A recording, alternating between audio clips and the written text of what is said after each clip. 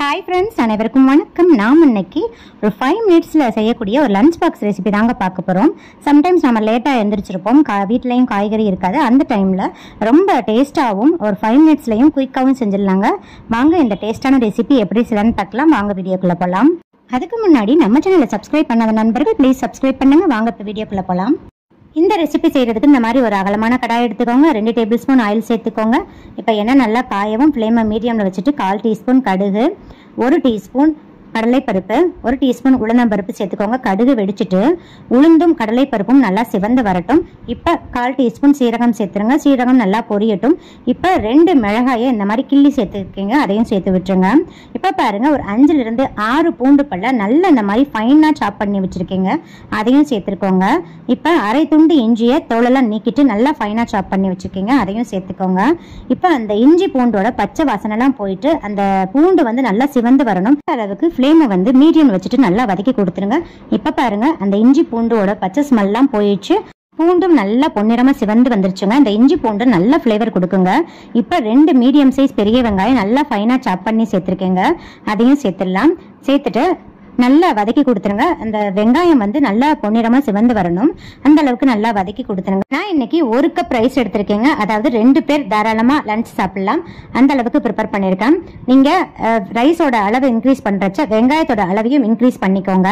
இப்போ இது கூடயே 2 டேபிள் ஸ்பூன் வறுத்த வேர்க்கடலையே சேர்த்துக்கிறேங்க. இந்த சாதம் சாப்பிடுறச்ச வேர்க்கடலை அங்கனங்கன கடிப்பதும் போது ரொம்ப டேஸ்டா இருக்குங்க. இது ஆப்ஷனல் தான், விருப்பப்பட்டா சேர்த்துக்கலாம்.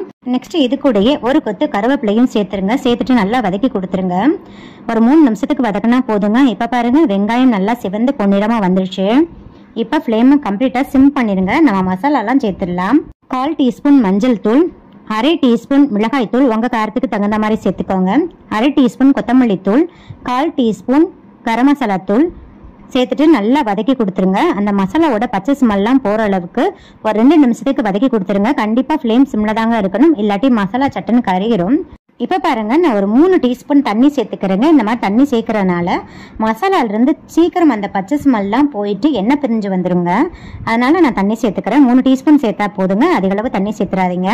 சேர்த்துட்டு பாருங்க, ஒரு நிமிஷத்துக்கு நல்லா வதக்கி கொடுத்துருங்க. இப்போ சுத்தமாக அந்த மசாலாவோட பச்சை ஸ்மெல்லாம் போயிட்டு லைட்டாக அந்த மாதிரி எண்ணெய் பிரிஞ்சு வந்துருச்சுங்க. இப்போ நம்ம இந்த ரெசிபிக்கு தேவையான அளவு 1/2 டீஸ்பூன் சால்ட்டு சேர்த்துக்கோங்க. சால்ட்டு கம்மியாகவே சேர்த்துக்கோங்க, ஏன்னா நம்ம சாதத்துலையும் உப்பு போட்டு தான் வேக வச்சுப்போம். அதனால் சால்ட்டு சேர்த்துட்டு ஒரு நிமிஷத்துக்கு இந்த மாதிரி நல்லா வதக்கி கொடுத்துருங்க. நெக்ஸ்ட் பாருங்க, நான் இன்னைக்கு 1 கப் பாசுமதி ரைஸை நல்லா இந்த மாதிரி உதிரி உதிரியா வேக வச்சு எடுத்து வச்சிருக்கேங்க, அதை சேர்த்துடலாம். சாதம் இந்த மாதிரி நல்லா உதிரி உதிரியா பளபளன்னு இருந்தாதாங்க சாதம் சாப்பிட்றதுக்கு நல்லா இருக்கும். பாசுமதி ரைஸை குக்கர்ல எப்படி குழையாமலும் அடிப்பிடிக்காமலும் செய்யலான்றதுக்கான வீடியோ ஏற்கனவே நம்ம சேனல்ல அப்லோட் பண்ணிருக்கேங்க. அதுக்கான லிங்க் நான் டிஸ்கிரிப்ஷன் பாக்ஸில் கொடுக்குறேன், விருப்பப்பட்ட ரெஃபர் பண்ணிக்கோங்க. இந்த சாதத்தை நீங்கள் ரெகுலராக யூஸ் பண்ணுற சாப்பாட்டு ரைஸில் கூட செய்யலாங்க. ஆனால் சாதம் நல்லா அந்த மாதிரி உதிரி உதிரியாக வடித்து வச்சுக்கோங்க, அப்போ தான் இந்த சாதம் சாப்பிட்றதுக்கு ரொம்ப டேஸ்ட்டாக இருக்கும். இப்போ பாசுமதி ரைஸை சூஸ் பண்ணுறவங்களுக்கு இந்த லிங்க் வந்து ரொம்ப யூஸ்ஃபுல்லாக இருக்கும். ஸோ டிஸ்கிரிப்ஷன் பாக்ஸில் கொடுத்துருக்கேன், ரெஃபர் பண்ணிக்கோங்க. இப்போ இந்த ரைஸை சேர்த்துட்டு நல்லா இந்த மாதிரி ஜென்டிலாக மிக்ஸ் பண்ணி கொடுங்க. ரொம்ப ஹார்டாக அழுத்தம் கொடுத்து மிக்ஸ் பண்ணக்கூடாது, ஏன்னா ரைஸ் உடஞ்சிரும். இப்போ இது கூடயே கொஞ்சமாக புதினா இலைகளும் 2 கொத்து கொத்தமல்லி தழையும் நல்லா வாஷ் பண்ணிட்டு நல்லா இந்த மாதிரி ஃபைனாக சாப் பண்ணி வச்சிருக்கேங்க, அதையும் சேர்த்துடலாம். சேர்த்துட்டு ஒரு வதக்கிக்கோங்க. அவ்வளோதாங்க. இப்போ நம்ம ஸ்டவ் ஆஃப் பண்ணிடலாம். இதை நம்ம ஒரு சர்விங் பவுலுக்கு ட்ரான்ஸ்ஃபர் பண்ணிடலாம். பாருங்க ஃப்ரெண்ட்ஸ், ஃபைனலாக நம்மளோட கமன்னு வாசனையோட இந்த சாதம் ரெடி ஆயிடுச்சு. இது ரொம்ப பஞ்சு போல் சாஃப்டாக உதிரி உதிரியாக இருக்குங்க. ரொம்ப ரொம்ப டேஸ்ட்டாக இருக்கும். கண்டிப்பாக நீங்கள் இந்த மாதிரி ட்ரை பண்ணி பாருங்கள். ஒரு 5 நிமிஷத்தில் செஞ்சிடலாங்க. சாதத்தை மட்டும் நம்ம ஆல்ரெடி ப்ரிப்பேர் பண்ணி ஆற வச்சுருந்தோம்னா 5 நிமிஷத்தில் செஞ்சிடலாம். அப்புறம் நம்ம இந்த பச்சை மிளகாய் சேர்த்தோம் பார்த்தீங்களா ஃபஸ்ட்டு வீடியோவில், அது கூடயே 2 காஞ்ச மிளகாயும் கிள்ளி சேர்த்துக்கோங்க. அந்த வீடியோ வந்து எடிட்டிங்கில் மிஸ் ஆயிடுச்சுங்க, ஸோ சேர்த்துக்கோங்க. கண்டிப்பாக லஞ்ச் பாக்ஸ் காலியாக தாங்க வரும், அந்த அளவுக்கு டேஸ்ட்டாக இருக்கும். இது கூட நான் சைட் டிஷ்ஷாக ரைத்தா செஞ்சுருக்கேங்க, ஆனியன் ரைத்தா வச்சுருக்கேன். நீங்கள் எந்த சைட் டிஷ் வேணால் வச்சுக்கலாங்க, உங்கள் விருப்பம் தான்.